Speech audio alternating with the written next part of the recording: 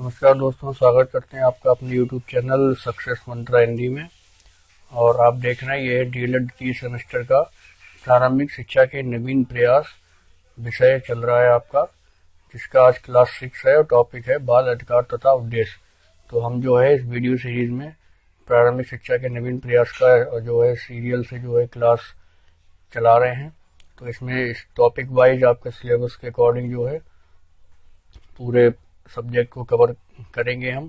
तो सबसे पहली बात कि आप सब्सक्राइब जरूर कर लें अगर आप नए हैं तो, ताकि आपको सारी चीज़ें मिल सकें। और ये सारे टॉपिक जो हैं बिल्कुल ऐसे आपको पढ़ाए जाएंगे बिल्कुल जैसे एग्जाम में आपको आने ही वाले हैं, और 100% इनमें से आएगा ही आएगा। तो यूपी टेट, सी टेट और सुपर टेट के लिए ये सब बहुत इंपॉर्टेंट रहेगा। तो चलिए इसको स्टार्ट करते हैं और देखेंगे इस टॉपिक में हमें क्या क्या चीज़ें कवर करनी है। तो सबसे पहले हम बात करेंगे बाल अधिकार की। ठीक है, तो बाल अधिकार बहुत ही इंपॉर्टेंट है, यानी कि बच्चे के जो अधिकार हैं वो क्या क्या हैं, उनके प्रति जो है हमें भी जागरूक होना चाहिए। तो देखिए, हम बात करेंगे हम बाल अधिकारों के प्रति जागरूक हैं फिर भी सोचें ऐसा क्यों हो रहा है। तो देखिए, जागरूकता तो काफ़ी फैलाई गई है हमारे समाज में, सरकार के द्वारा भी और आम नागरिक के द्वारा भी, और फिर भी जो है आज भी बहुत सारी चीज़ें हैं जो नहीं होनी चाहिए और फिर भी हो रही हैं। तो देखिए क्या क्या पॉइंट्स हैं जो हो रहे हैं और जिनके लिए अभी और जागरूकता की ज़रूरत है। तो देखिए, आज भी सभी बच्चों को प्रारंभिक शिक्षा सुलभ नहीं है। तो सबसे पहले हम बात करेंगे प्रारंभिक शिक्षा को लेकर के। तो पहला टॉपिक यही होगा। दूसरा क्या होगा पॉइंट कि हजारों की संख्या में बच्चों का अपहरण हो रहा है। ये अब जो है दिन प्रतिदिन देखने को मिलता है, खबर भी पढ़ते हैं आप अखबार में। और तीसरा पॉइंट है कि बच्चों को भिक्षा मांगने पर मजबूर किया जाता है। ठीक है, ये सब आपके आसपास होने वाली चीजें हैं। ठीक है, तो बस आपको लिखने के पॉइंट ऑफ व्यू से ये सब सारे पॉइंट जो हैं आपके सब्जेक्ट में दिए गए हैं। तो मुझे लगता है कि आप एक बार अगर सुन लेंगे वीडियो को ध्यान से तो आपको ये सारी चीजें क्लियर हो जाएंगी और याद भी हो जाएंगी। और एक बार रिवाइज कर लेंगे तो बिल्कुल समझ लीजिए कि आपका पक्का हो चुका है। फिर चौथा पॉइंट है कि बच्चे चाय की दुकान और होटलों में भी काम कर रहे हैं। ठीक है, फिर पांचवा पॉइंट है कि भारत जैसे देश में लड़के व लड़कियों के प्रति दृष्टिकोण में अंतर पाया जाता है। ठीक है, काफी अंतर है लड़का लड़की को लेकर हमारे देश में। नेक्स्ट पॉइंट है कि वास्तव में बच्चे देश के भावी नागरिक होते हैं, उन्हीं के विकास पर देश का विकास निर्भर करता है। ठीक है, ये एक्चुअली एक ही पॉइंट है। अतः बच्चों के संरक्षण एवं शिक्षा हेतु सरकार द्वारा अनेक प्रयास किए गए हैं। ठीक है, तो ये सारे पॉइंट्स यहाँ से लेके और यहाँ तक ये हो गए आपके। उसके बाद जो है अब हम बात करेंगे कि इन अधिकारों को लेकर के हमें क्या क्या कदम उठाने चाहिए, और उसके बाद हम बात करेंगे कि क्या क्या अधिकार हैं और जिनको लेकर के सरकार ने काफ़ी प्रयास किए हैं। तो जो हमारे बाल अधिकार के अंदर जो उद्देश्य हैं वो क्या क्या होंगे, तो उद्देश्यों पे बात करेंगे। तो सबसे पहला जो उद्देश्य होगा कि संयुक्त राष्ट्र संघ के प्रस्ताव में जो उल्लिखित बच्चों के अधिकारों की जानकारी देना। ठीक है, तो सबसे पहले तो संयुक्त राष्ट्र संघ जो बनाया गया था और जिसमें जो बच्चों के अधिकार लिखे गए हैं उन सबकी जानकारी हमको होना चाहिए। दूसरा उद्देश्य है कि भारत सरकार द्वारा बच्चों के कल्याणार्थ यानी कल्याण के लिए किए गए प्रयासों से अवगत कराना। ठीक है, तो कौन कौन से प्रयास जो है भारत सरकार ने किए हैं, ये सारे बाल अधिकार के उद्देश्य हैं। तीसरा जो उद्देश्य है, संयुक्त राष्ट्र संघ ने बालकों के अधिकारों की घोषणा 20 नवंबर सन 1989 को की थी। ठीक है, और इस घोषणा का जो मूल उद्देश्य है विश्व के समस्त बालकों हेतु मूलभूत मानवीय अधिकारों को सुनिश्चित करना था। ठीक है, तो आप देखेंगे कि ये क्वेश्चन बन सकता है कि बालकों के अधिकारों की घोषणा जो है संयुक्त राष्ट्र संघ ने कब की, तो ये 20 नवंबर 1989 आपको सन और ये तारीख याद रखना है।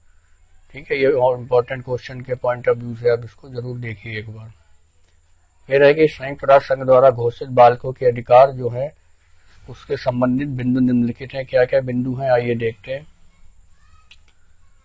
पहला बिंदु है कि बच्चों को जन्म के तुरंत बाद पंजीकरण और राष्ट्रीयता प्राप्त करने का अधिकार है। ठीक है, ये सब संवैधानिक अधिकार हैं जो हर एक बालक को दिए गए हैं हमारे देश में। दूसरा है कि प्रत्येक बच्चे को अपनी राष्ट्रीयता, नाम एवं पारिवारिक नाम बनाए रखने का अधिकार है। ठीक है, तो कोई भी बच्चा है जैसे भारत देश में पैदा हुआ तो वो भारत का नागरिक हो गया, तो उसको भारत की राष्ट्रीयता यानी नागरिकता मिल गई। फिर वो अपना नाम और पारिवारिक नाम, दोनों नाम, जैसे आप देखते हैं कि बच्चे का स्कूल में नाम कुछ और होता है और घर में जो है घर वाले, उसके माता पिता भाई बहन उसका कुछ और नाम लेकर के पुकारते हैं, यानी उपनाम जो होता है। तो इस प्रकार नाम बनाए रखने का अधिकार हर एक बच्चे को हमारे देश में दिया गया है। फिर है कि बच्चों को माता पिता की इच्छा के विरुद्ध अलग ना करना, ठीक है। कोई भी व्यक्ति जो है किसी भी बच्चे को उसकी माता पिता की इच्छा के विरुद्ध अलग नहीं कर सकता। कोई जबरदस्ती नहीं है कि वो उसके साथ रहे, ठीक है, वो उसका रिश्तेदार है या जो भी है। तो अगर वो चाहे तो अपनी माता पिता की आज्ञा से या उनकी इच्छा से रह सकता है, ठीक है। अगला पॉइंट है कि माता पिता अथवा परिवार से पुनः एकीकरण और संबंध बनाए रखने का अधिकार। जैसे कोई व्यक्ति है, किसी ने, कोई बच्चा है घर से चला गया, वापस चला गया, ठीक है, या किसी ने संन्यास ले लिया या कोई अलग रहने लग गया और वो वापस अगर अपने परिवार के साथ माता पिता के साथ रहना चाहे तो वो रह सकता है ना, ये उसका अधिकार है। इसमें उसको पूरी तरीके से आज़ादी या स्वतंत्रता मिली हुई है। तो ये बहुत ही इंपॉर्टेंट इसके उद्देश्य हैं जो आप याद रखेंगे। और आगे देखिए, बच्चों के अपहरण, क्रय विक्रय, व्यापार को रोकने के लिए राष्ट्र द्वारा कानून बनाना।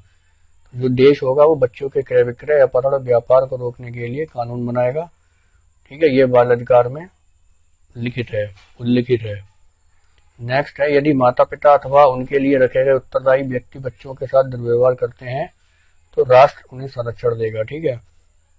या तो बच्चा देखिए माता पिता के साथ रह रहा होगा या फिर उसके लिए कोई उत्तरदायी व्यक्ति रखा गया हुआ है ना, जिसको गोद ले लेते हैं।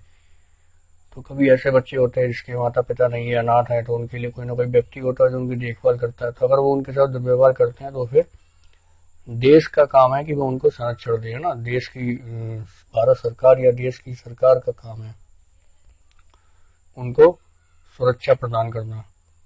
अगला पॉइंट है कि बच्चों को नशीले पदार्थों के प्रयोग से रोकना, ठीक है। ये बहुत ही महत्वपूर्ण पॉइंट है, ये ध्यान रखना है कोई बच्चा जो है नशे का शिकार ना हो जाए। जहाँ अगला पॉइंट देखेंगे, जहाँ गोद लेने की मान्यता है वहाँ बच्चों के हित को ध्यान में रखना है, ठीक है। कई सारे गांव या देश ऐसे हैं, राज्य या कोई भी स्थान देखिए आप समाज में, यहाँ पे गोद लेने की मान्यता है ना, गोद ले लेते हैं बच्चे को। तो वहाँ पे जो है बच्चों का जो हित है उनको ध्यान में रखना है। ये नहीं कि गोद लेकर के बच्चे को बेच दिया जा रहा है या उसका पालन पोषण ठीक प्रकार से नहीं हो रहा है। तो इन सब के बारे में सरकार को ध्यान में रखना है बच्चे के संरक्षण को, ठीक है। शरणार्थी बच्चों को सुरक्षा प्रदान करना। शरणार्थी बच्चे कौन थे? जो बाहर से या अन्य देशों से हमारे यहाँ आए हुए हैं और जिन्होंने किसी कारणवश शरण ली है, वहां से भाग के आए या वहां उनको प्रताड़ित किया गया, ठीक है, या कोई घटना ऐसी घटित हो गई या प्राकृतिक कोई उनके पास प्रॉब्लम हो गई, तो उसके लिए वो बच्चे अगर आते हैं तो उनको शरण देना और संरक्षण प्रदान करना ये उनका अधिकार है। अगला पॉइंट है कि बच्चों को आर्थिक शोषण, खतरनाक कार्य करने तथा शारीरिक, मानसिक, नैतिक, ठीक है, ये देखिए आर्थिक शोषण बच्चों का नहीं होना चाहिए, कोई खतरनाक कार्य नहीं वो करें ताकि जिससे उनको कोई शारीरिक नुकसान या मानसिक नुकसान ना हो, ठीक है। शारीरिक, मानसिक, नैतिक अथवा आध्यात्मिक।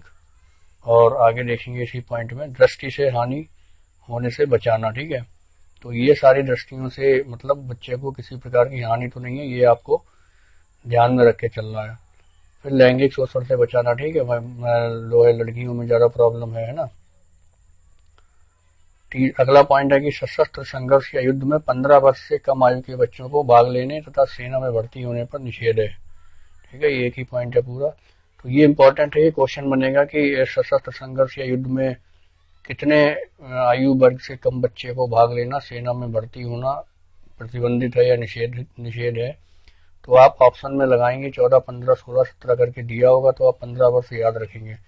तो मैं कोशिश करता हूँ कि साथ के साथ आपको अच्छे से अच्छे क्वेश्चन भी यहाँ पे बताता चलूँ और आगे मैं क्विज भी अपलोड करूंगा बढ़िया से क्वेश्चन बना के। तो यही देखिए बेसिक क्वेश्चन ही यूपी टेट और सी टेट और सुपर टेट के एग्जाम में पूछ लिए जाते हैं। तो बहुत सारे बच्चे ऐसे होते हैं कैंडिडेट्स तो कहते हैं कि ये बहुत डीप पूछ लिया, तो काफी कोई डीप नहीं होता है, ये बहुत ही ओरल नॉलेज है जो आपके पास होनी चाहिए थी, इन्हीं से एक नंबर आपका बनता है। अगला जो पॉइंट है, भारत सरकार ने इस घोषणा को 11 दिसंबर 1992 को अंगीकृत किया। तो बाल अधिकार में जो घोषणा है, ठीक है, संयुक्त राष्ट्र संघ के द्वारा की गई थी, ये कब जो है भारत सरकार ने इसको कब अपनाया? तो 11 दिसंबर 1992 को अपनाया। ये भी सन और आपको तारीख याद रखना है, बहुत महत्वपूर्ण क्वेश्चन इससे बनेगा, ठीक है। तो इस प्रकार दोस्तों आशा करते हैं कि वीडियो आपको अच्छी लगी होगी, और एक बार आप रिवाइज कर लेंगे या कहीं पे नोट्स बना लेंगे तो आपको बहुत मददगार साबित होगा याद करने में और समझने में। चीज़ों को समझिए, याद तो अपने आप होती जाएंगी। तो बने रहिए हमारे साथ, चैनल को सब्सक्राइब करिए, वीडियो को लाइक शेयर जरूर करिए प्लीज़। बहुत मेहनत से मैं बनाता हूँ वीडियो आपके लिए और कंटेंट प्रोवाइड करता हूँ अच्छे से अच्छा, ताकि आपको बहुत कुछ हेल्प मिल सके एग्ज़ाम में। और आशा करते हैं कि आपको बुक्स की ज़रूरत ना ही पड़े तो बहुत अच्छा होगा। तो हमारा टेलीग्राम चैनल का लिंक भी दिया गया डिस्क्रिप्शन में, आप वहाँ से उसको भी ज्वाइन कर लीजिए। तो आपको अगर पीडीएफ नोट्स चाहिए तो आप कमेंट बॉक्स में कमेंट कर दीजिए, ठीक है। तो हम आपको पीडीएफ नोट्स वगैरह प्रोवाइड कर देंगे। कोई प्रॉब्लम है तो आप बताइए, हम बिल्कुल आपके साथ हमेशा तैयार हैं। तो थैंक यू बहुत बहुत धन्यवाद आपका। मिलते हैं फिर नेक्स्ट वीडियो में।